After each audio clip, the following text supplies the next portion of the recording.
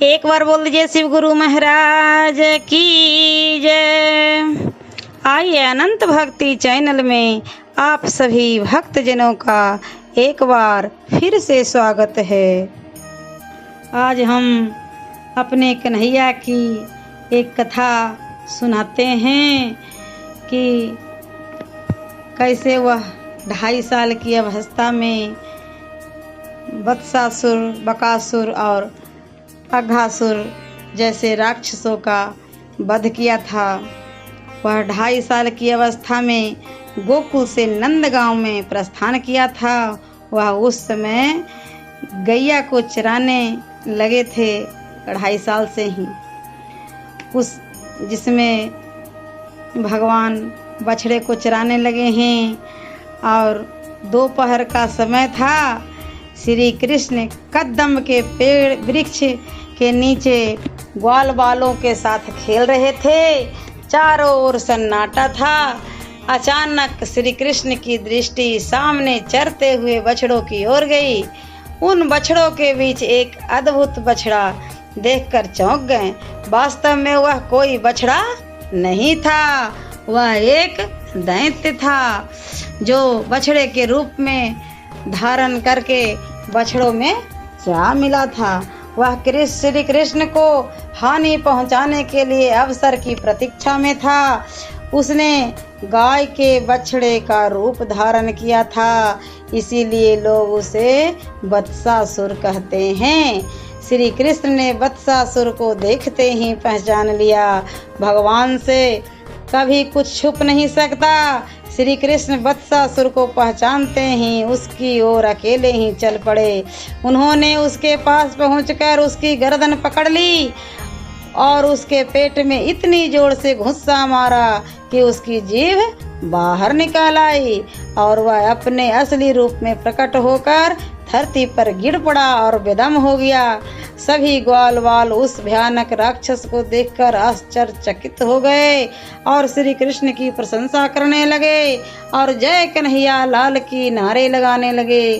शाम को वह जब घर लौट कर आए तो उन्होंने हर जगह इस घटना को फैला दिया। गोप और गोपियों ने जहाँ श्री कृष्ण की शौर्य की प्रशंसा की, वहीं उसने वत्सासुर से बच जाने की प्रसन्नता से भगवान को भी धन्यवाद कहा गया है। अब हमारे कृष्ण द्वारा बकासुर की उद्धार की कथा सुनिए। एक बगले के रूप में बकासुर आया, उसका भी उद्धार किया गया। ये पूतना का भाई था। दोपहर के पश्चात का समय था। श्री कृष्ण दोपहर का भोजन करने के पश्चात एक वृक्ष की छाया में आराम करने रहे थे। सामने बछड़े चल रहे थे। कुछ ग्वाल बाल जमुना में पानी पीने गए। ग्वाल बाल जब पानी पीने बैठे तो एक भयानक जंतु को देखकर चिल्लाने लगे, बोले कन्हैया हमारी रक्षा करो, हमारी रक्षा करो। एक जंतु था तो बगुले के आकार का, किंतु उसका मुख और चोंच बहुत बड़ी थी।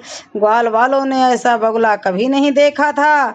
ग्वाल वालों की पुकार सुनकर श्री कृष्ण जी उठ खड़े हुए और उस ओर दौड़ पड़े जिस ओर चिल्लाने की आवाज आ रही थी। बाल कृष्ण ने यमुना के किनारे पहुंचकर उस भयानक जंतु को देखा। वह अपनी लंबी चोंच और विकराल आंखों को लिए गुड़मुड़ा कर पानी में बैठा था। बाल कृष्ण उस भयानक जंतु को देखते ही पहचान गए कि यह बक नहीं, कोई दैत्य है। इससे कंस ने बगुले का रूप बनाकर मुझे मारने के लिए भेजा है। भगवान के श्री अंग में बिजली सी दौड़ गई और वे झपट कर बगुले के पास पहुंचे और उसकी गर्दन पकड़ ली। उन्होंने उसकी गर्दन इतनी जोर से मड़ोड़ी कि उसकी आंखें निकल गई। वह अपने असली रूप में प्रकट हो गया, धरती पर गिर पड़ा और परलोक पहुंच गया। बगुले के रूप में भयानक राक्षस को देखकर ग्वाल वालों को बड़ा आश्चर्य हुआ। सबसे अधिक आश्चर्य तो इस बात पर हुआ कि उसके साथ ही कन्हैया कन्हैया ने उसे किस तरह से मार डाला। वे अपने कन्हैया को देवता समझने लगे, परमात्मा समझने लगे। उन्होंने संध्या समय बस्ती में जाकर कन्हैया की प्रशंसा करते हुए लोगों को बताया कि किस प्रकार कन्हैया ने एक भयानक दैत्य को, जो बगुले का रूप धारण किया हुआ था, मार डाला। असुरों को मारना जरूरी है, ये भक्ति में बाधक है, बकासुर पाखंड का प्रतीक है। अब कृष्ण के द्वारा अघासुर का उद्धार की कथा सुनिए। जो वत्सासुर का वध और बकासुर की मृत्यु के खबर के सुनकर कृष्ण कंस चिंतित हो उठा। उससे समझने में देरी नहीं लगी कि अवश्य नंदराय का पुत्र ही देवकी के गर्भ का 8वां बालक है। अतः कंस कृष्ण को हानि पहुंचाने के लिए अपने दैत्यों को वृंदावन भेजने लगा। कंस अपने असुरों को कृष्ण के मारने के लिए भेजता है। अब की बार ने अघासुर को भेजा है। अघासुर बड़ा भयानक था। वह वेश बदलने और दक्ष तो था ही, भेष बदलने में पूरा माहिर था। बड़ा सूरवीर और मायावी भी था। दोपहर के पहले का समय था। गऊ और बछड़े चर रहे थे। ग्वाल बाल इधर उधर घूम रहे थे। बाल कृष्ण चरती गायों को बड़े ध्यान से देख रहे थे। अचानक कन्हैया को कोई ग्वाल बाल नहीं दिखाई दिए। गायें रह रह कर हुंकार कर रही हैं। बाल कृष्ण ग्वाल बालों को पुकारने लगे, उन्हें खोजने लगे, किंतु न तो उन्हें उत्तर मिला, न ग्वाल बाल दिखाई पड़ा। श्री कृष्ण चिंता होकर सोचने लगे कि आखिर सब गए तो गए कहाँ, कोई उत्तर नहीं दे रहा है। भगवान कुछ और आगे बढ़े। उन्होंने आगे जाकर जो कुछ देखा उससे उनके आश्चर्य की सीमा नहीं रही। एक भयानक अजगर रास्ते में पड़ा हुआ था, जो जोर जोर से सांसें ले रहा था। वह कृष्ण को देखते ही और भी जोर जोर से सांसें लेने लगा। वह अजगर नहीं, अजगर के रूप में अघासुर था। उसी ने अपने सांसों द्वारा ग्वाल वालों को अपने पेट के अंदर खींच लिया था। उसने सोचा था कि कृष्ण को भी अपने सांस द्वारा अपने पेट के अंदर खींच लेगा। उसे क्या पता था कि कृष्ण सारे ब्रह्मांड को अपनी ओर खींच सकते हैं। उन्हें कौन खींच सकता है। अजगर के रूप में पड़े हुए अघासुर को देखते ही कृष्ण पहचान गए कि वह अजगर नहीं, कोई दैत्य है। इसी ने अपने सांसों द्वारा ग्वाल वालों को अपने पेट से खींच लिया है, जो यमुना के किनारे भगवान को खाने के लिए मुंह फाड़ रहा है। वे सावधान हो गए और उधर अजगर कृष्ण को खींचने के लिए जोर जोर से सांसें ले रहा था।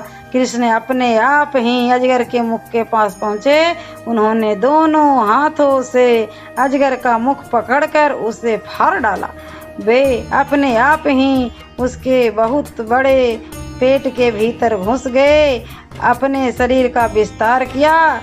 पेट इतना विस्तार किया कि अजगर का पेट फट गया। शरीर इतना विस्तार कर लिया कि अजगर का पेट फट गया। उसके पेट के भीतर के सभी ग्वाल बाल सकुशल बाहर निकल आए। बोलिए बाल कृष्ण कन्हैया लाल की जय। ऐसे ही मनोरंजक कथाएं, कहानियाँ और भक्ति गीत सुनने के लिए हमारे इस चैनल अनंत भक्ति को सब्सक्राइब करें और वीडियो अच्छी लगी हो तो लाइक का बटन ज़रूर दबाएं। धन्यवाद।